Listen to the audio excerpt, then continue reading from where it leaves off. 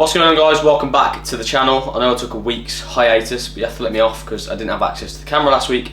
However, we're back in this week. So this week we're going through 3 things you can do to smash the Bleep test, specifically the 20-meter Bleep test for the Royal Marines or the military, whichever thing you're going into.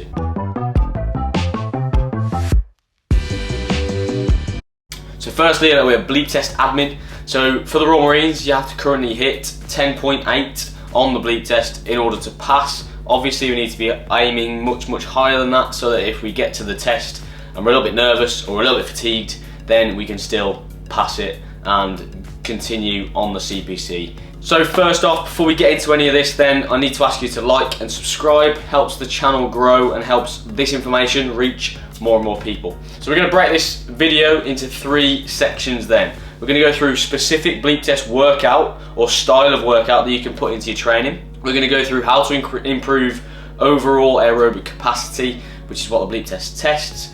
And we're going to go through specific Bleep test tips in terms of things we can make more efficient in order to pass the Bleep test without even getting any fitter.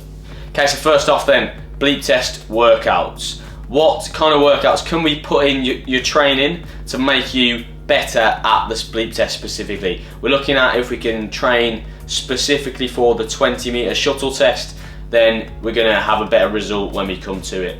So for me, there are 2 things you can do here. One of them requires you to do the Bleep test. The other one requires you to be essentially on a treadmill or something like that, where we can control our pace. So we're going to go through the first one first. It's going to be doing the Bleep test from an easy point, getting all the way to a maximal point, resting, and then continuing on past the point of no return. So for me, what that would look like, my max on the Bleep test is about 13.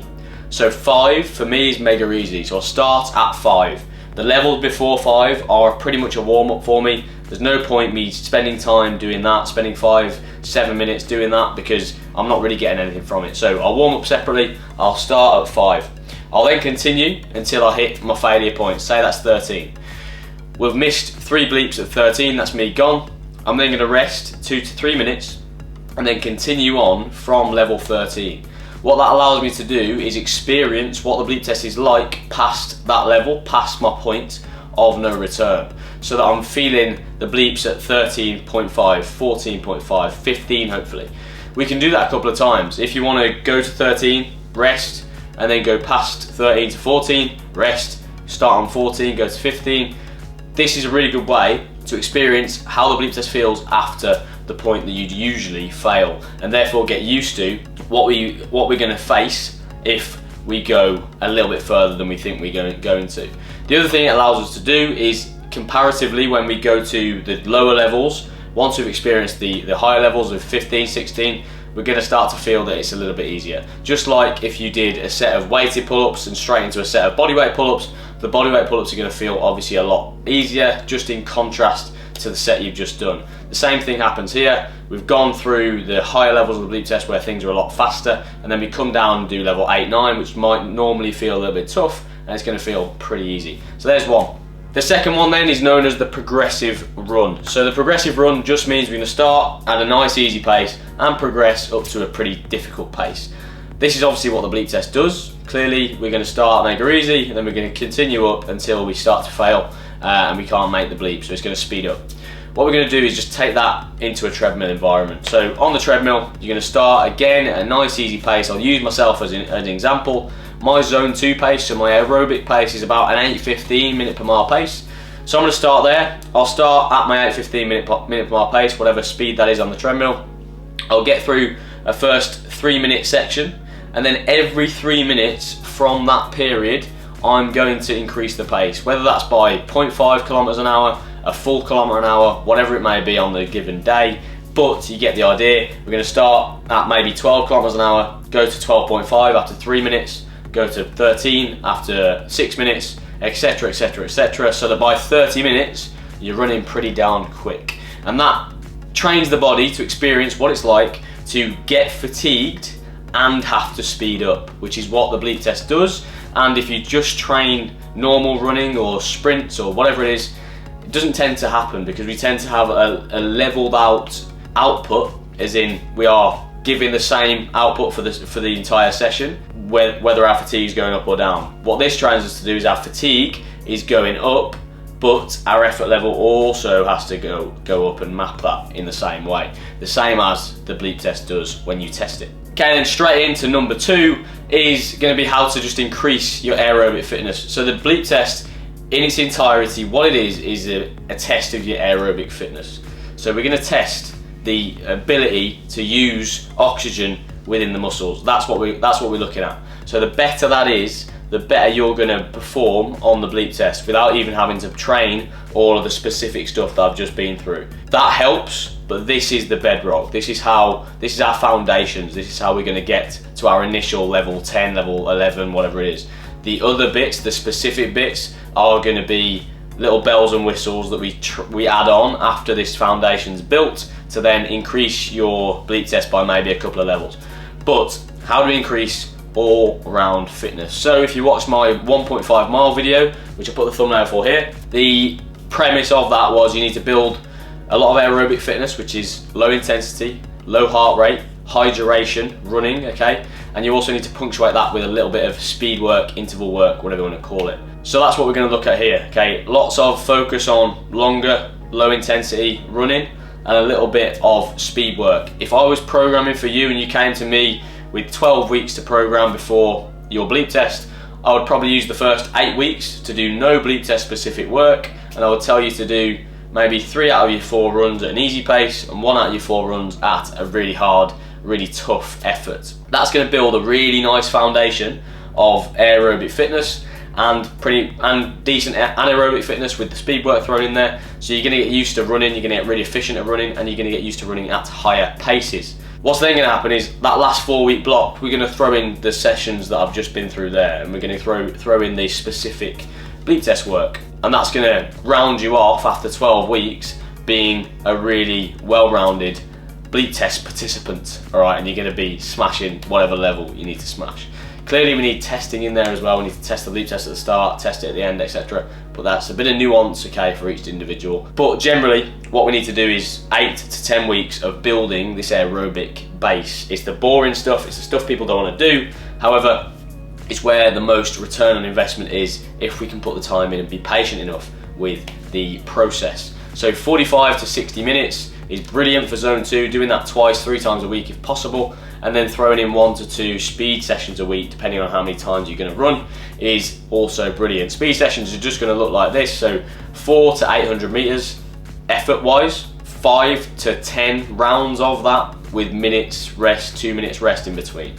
Nice and simple, just getting used to moving at higher intensities, higher paces. Okay guys, third and final one then is little specific Bleep test tips. So this is after everything else has happened, okay? This is what the little gains we can make, the little wins we can make after our fitness has been built. So we're kind of 2 weeks out, we're a week out, whatever it is, and we're thinking about, okay, I can't get any fitter, but what can I do in this little period of time in terms of practice to make sure that I ace that Bleep test without even getting any fitter? Because we've already put in our work to build the aerobic fitness. We've then spent a couple of weeks doing specific Bleep test work, so we're nice and happy with the test.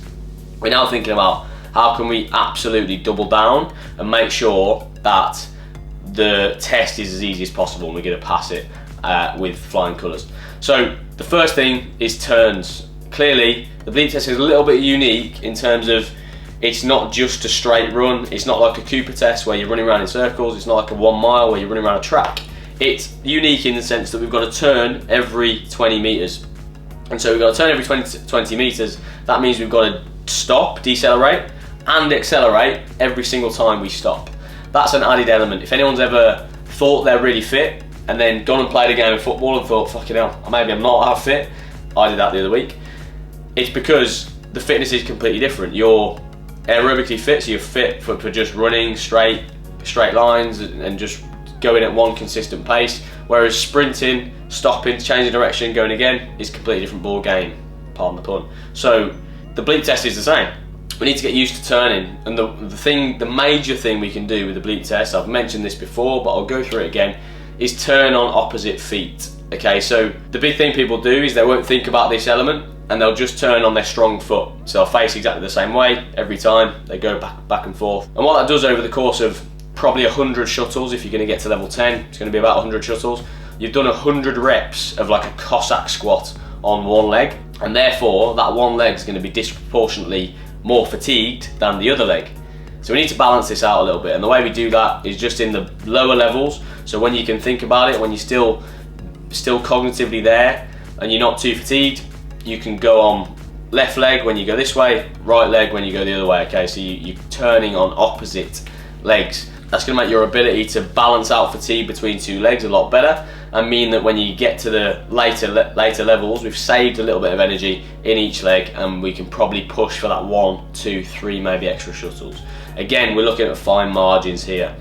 The other thing is timing towards the bleep. So if we think about a swimming pool, you're going to get a load more meters in a 20 minute test, for example, if I give you the ability to push off the sides at each end of the pool. So if you go 25 meters, you push off the side, you might get 5 meters for free, right? Without swimming. If you just go swim around in circles in open water, it's probably going to be a little bit more difficult. The same 20 minutes, you'll probably get less distance. So the same is true with the bleep test. If we can make sure that we actually push off that leg and accelerate into the turn, then we're going to have a little bit of better time of it, rather than coming to the end of the bleep. Certainly again in the earlier levels when we can beat the bleep, if you're going to come to the end, stop dead and then set off, you're losing a lot of energy, you're not creating any momentum, and the thing that we're really losing out on here is a little bit of free energy that we could be saving. So making sure in the earlier levels, especially in the earlier levels, that we're getting to the end of that line when the bleep happens, pushing off and then going, and we're staying in that rhythm the entire time, just getting fractionally faster every round. And then again, when you get to like level 7, 8, depending on your fitness level, you're going to start just catching the beep anyway, so it won't really matter, but you've saved or banked a lot of energy in the earlier rounds. The reason these things are important is we could be really fit, but you could shortchange yourself by not adhering to these little tiny nuances that we're looking at here with these two major tips. If we don't do that, you can shortchange yourself by a couple of levels. So make sure you're thinking about all these things when you go and test the bleep test. Okay guys, that's all I've got for you today. So 3 tips to smash the bleep test. If you've got a bleep test coming up in the next 10-12 weeks, that's going to be golden information for you. So make sure you take on board what I've told you there. So in terms of building your aerobic base, your foundation, before you go and then put in the specific bleep test workouts that I've just went through at the start of the video, and then thinking about how can I win the day without getting any fitter. So thinking about the whole piece of where I'm turning, which foot am I using to turn, just these little strategy pieces that are going to make a little bit of difference on the day and get you over the line, so to speak. So hope you enjoyed that video guys. Make sure you hit like and subscribe, and I'll see you next time, hopefully in Budapest next week, but that remains to be seen.